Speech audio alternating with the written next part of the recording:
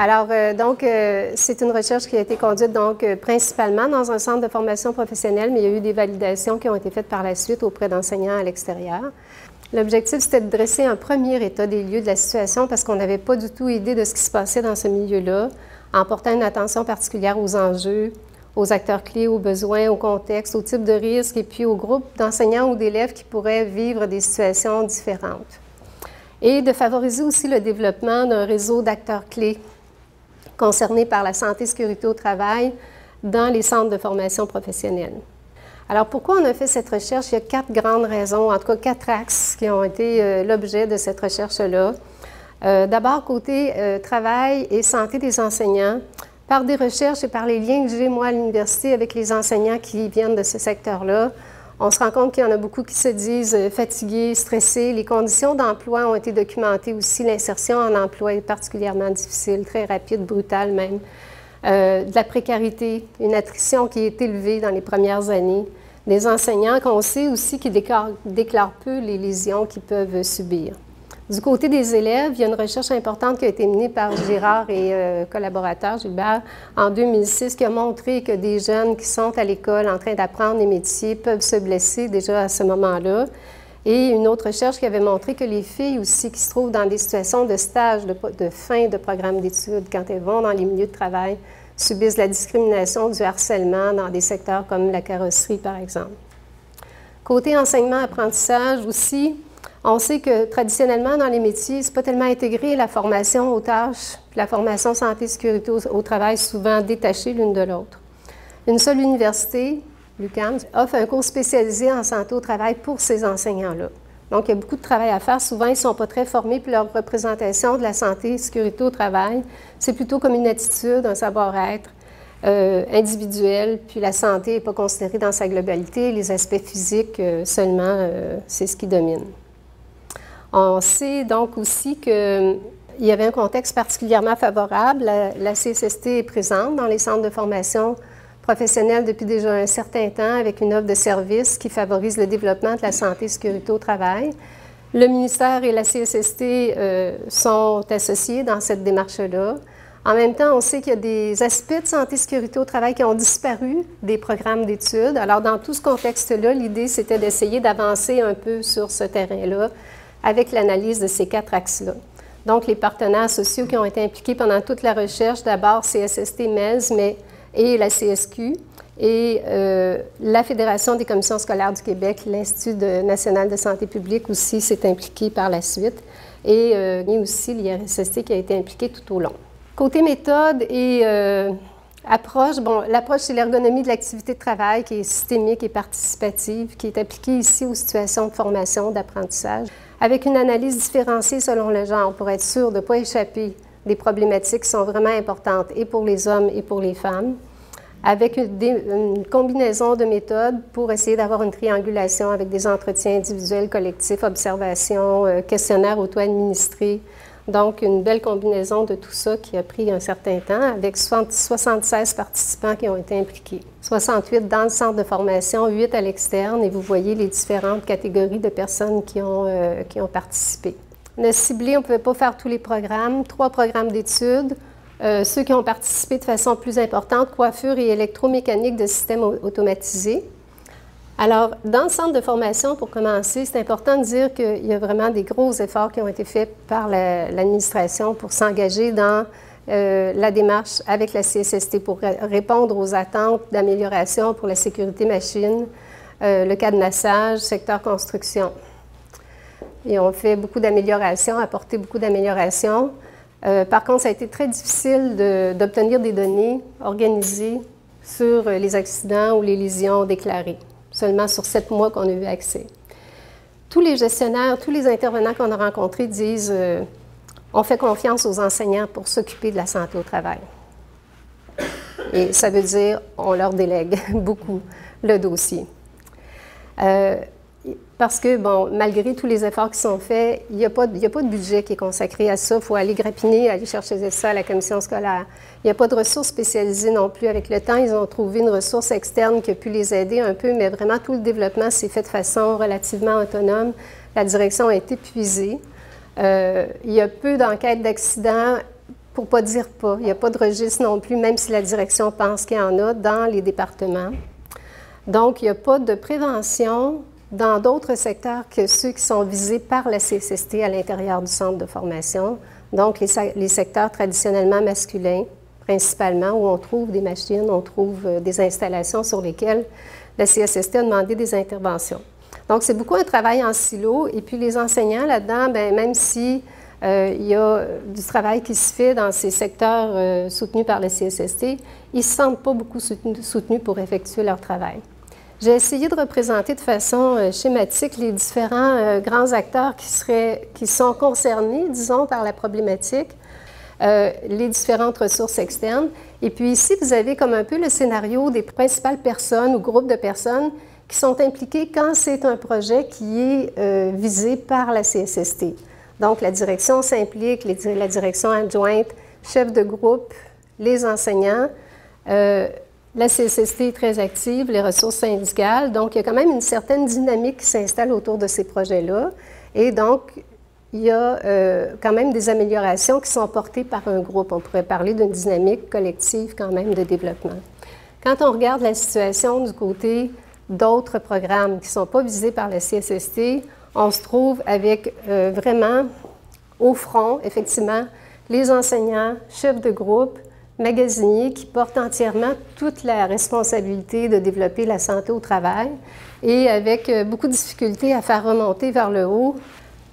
Alors, du côté de la santé des enseignants, le premier choc, c'est vraiment lors de l'arrivée en emploi, un écart déroutant entre ce qu'on attendait comme travail et tout ce qu'il y a à faire. Il faut se mettre dans l'idée, dans la tête qu'on n'est pas dans une école traditionnelle, on est dans des ateliers, il y a des classes d'enseignement plus magistrales, mais la plupart du travail se déroule dans des ateliers pratiques avec des machines ou avec des installations, avec des équipements, des clients même aussi.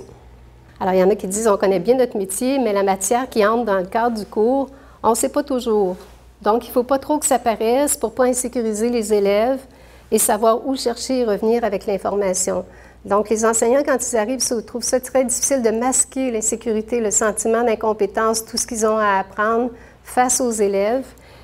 Quand on a regardé les tâches prescrites, on a trouvé beaucoup d'éléments explicitement en lien avec la santé au travail. Vous voyez ici, par exemple, la supervision des stages et des activités, veiller à la sécurité physique et morale de l'élève, respecter les règles et l'utilisation appropriée des équipements, faire des remplacements d'urgence de collègues qui s'absentent pour toutes sortes de raisons. Donc, les enseignants, ils trouvent que dans les attentes qui leur sont faites, la santé au travail est vraiment très, très importante et ils trouvent en même temps que c'est important, mais ça leur pèse énormément en surplus du reste du travail, alors qu'ils n'ont pas nécessairement de formation et de soutien pour savoir comment structurer la santé au travail. Et un paradoxe qui est souvent soulevé, c'est le travail d'enseignant en formation professionnelle s'est beaucoup développé depuis une dizaine d'années. En même temps, la marge de manœuvre pour réaliser le travail s'est resserrée énormément. Elle a été réduite avec des heures qui sont organisées en blocs qu'on doit respecter pour rentrer dans ces normes-là.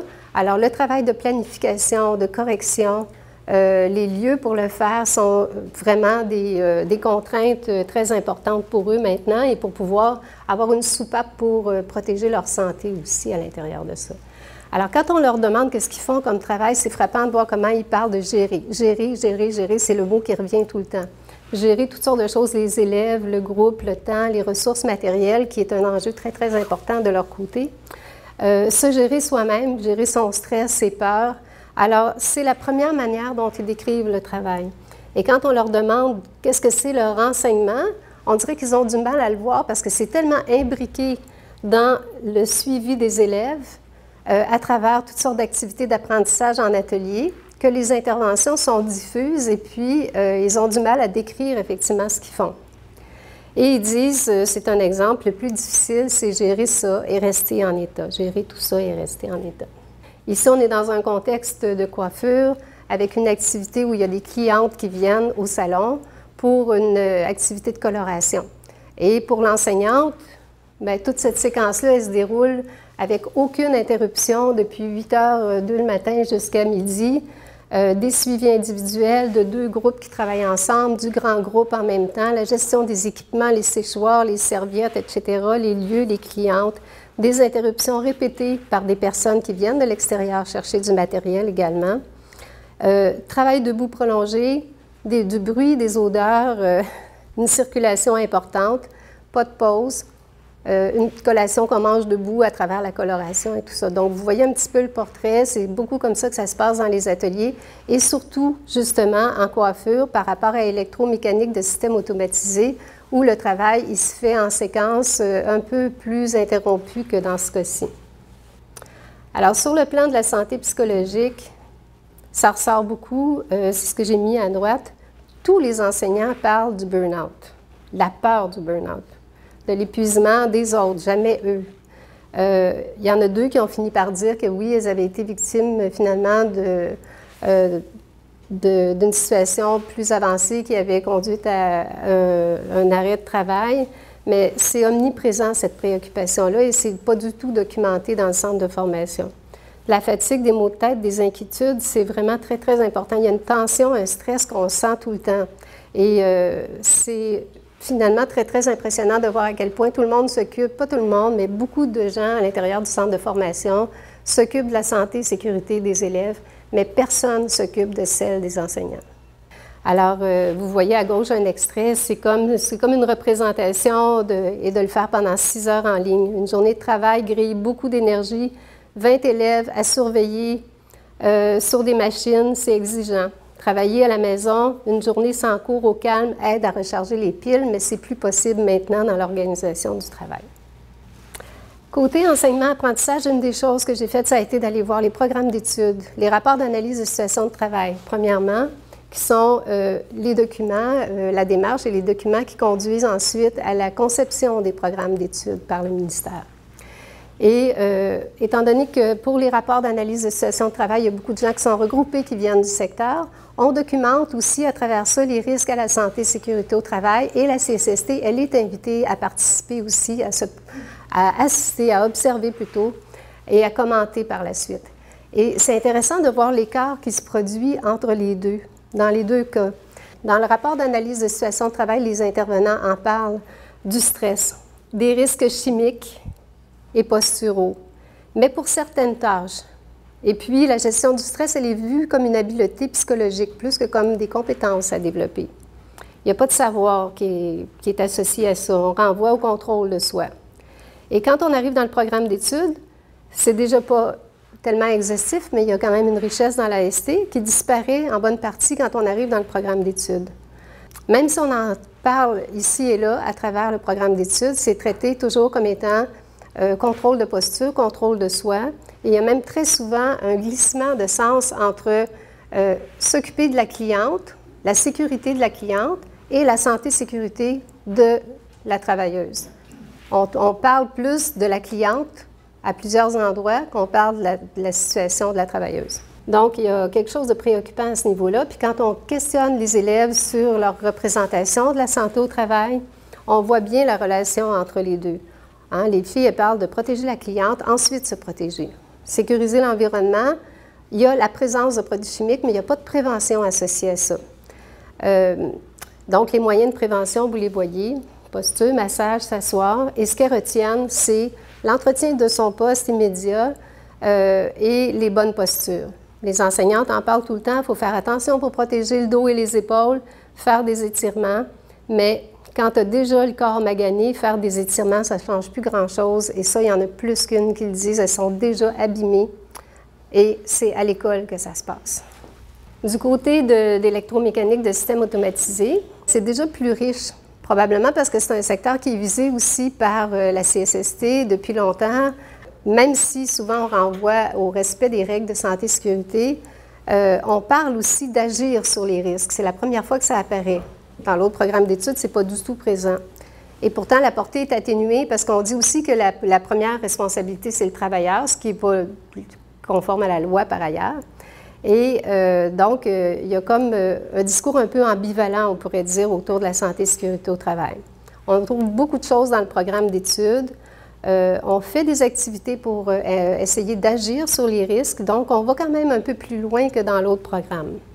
Et les garçons, quand on leur demande comment ils définissent la santé au travail, ils parlent de la responsabilité du travailleur, mais ils parlent de celle de l'entreprise aussi. Ils parlent de mesures de prévention. C'est quand même plus varié. Ils estiment qu'ils ont un certain rôle à jouer, mais ils ont aussi la connaissance du fait que l'employeur doit être impliqué là-dedans. Mais ils font ressortir quelque chose qui est préoccupant aussi. Ils disent, nos enseignants nous font croire que c'est pratique courante, par exemple, le port de lunettes, le cadenassage, même si ça ne l'est pas vraiment. Ils ne nous parlent pas que nos patrons, ils vont s'en foutre. Tu fais comme tu peux. Alors, il y a beaucoup d'extraits qui tournent autour de ça. Ils connaissent la réalité du marché du travail et ils appréhendent comment ils vont être capables de passer de ce qu'ils ont appris à l'école à l'application ou au transfert dans le milieu de travail. Les valeurs et les pratiques enseignantes, bien, il y a beaucoup de choses qui se font autour de la santé au travail, mais principalement axées sur le respect des règles. Officiellement, c'est ce que les enseignants disent. Dans la pratique, ils font beaucoup plus que ça. C'est beaucoup plus riche, les différents types de stratégies qu'ils emploient pour pouvoir soutenir les élèves, mais ils ne le voient même pas comme étant quelque chose qui est associé vraiment à des stratégies, à une pratique entourant la santé au travail. Il y aurait un beau travail à faire pour avancer dans cette direction-là. Alors, côté santé-sécurité des élèves, brièvement, différentes situations qui ont été rapportées, des difficultés de différents types, fatigue, maux de tête, des allergies, de l'asthme, malaise, rhume lié à la climatisation, problèmes d'audition, beaucoup de bruit dans les ateliers, des maux de dos chez plusieurs, des blessures traumatiques de divers types aux yeux, membres supérieurs, mains, chutes, pour toutes sortes de raisons liées aux équipements, transport d'équipements, etc. Ici, je veux juste attirer votre attention sur le fait que quand on compare ce que les élèves répondent par rapport au schéma corporel qu'on utilise pour identifier les zones corporelles atteintes, on trouve beaucoup de similitudes entre ce que les enseignantes en coiffure déclaraient puis ce que les élèves déclarent également. Donc, on voit que le processus de travail, le type de travail qui est fait en atelier, même si elles ne sont plus dans la pratique du métier, les enseignantes continuent à utiliser, à mettre en œuvre les mêmes gestes à peu près. Et les élèves également, qui sont dans des situations de pratique d'apprentissage prolongée, souvent toute une journée avec les bras en élévation, par exemple. Donc, ce n'est pas tellement surprenant, mais c'est préoccupant grandement. Du côté des membres inférieurs, c'est plus généralisé dans les deux programmes d'études, mais on voit aussi certaines similitudes entre ce que les enseignants rapportent et ce que les élèves rapportent. Donc, on a des belles pistes en termes d'intervention, je trouve, pour avancer sur ce terrain-là.